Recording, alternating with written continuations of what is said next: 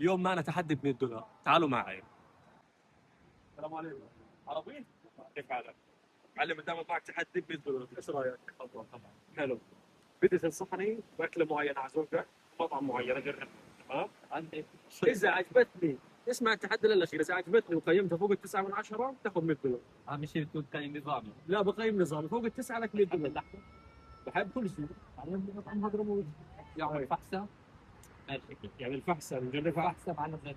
طب يلا تعال. وهنا يا جماعة دخلت مع الشاب كان كتير متحمس. دخلنا المطعم، ما شاء الله المطعم كبير وواسع، ونزلت لنا الفحسة بالفخارة طبعا ساخنة زي النار.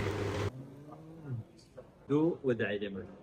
وهنا يا جماعة بديت أجرب في الفحسة كانت ساخنة، بتنزل ساخنة زي النار، وطعمها صراحة جيد جدا. يعني صراحة ما حسيت أي اختلاف عن أي فحسة أكلتها قبل هيك، لكن طعمها بشكل عام جيد جدا. صراحه بتقييم الفحسه كثير منيحه، تمام، بس يعني بقيمها 7-8 من 10. حظنا اوفى ب $100. يعني انبسطنا بشوفك ومعرفتك اهم شيء، واستنونا فيديوهات ثانيه. سلام.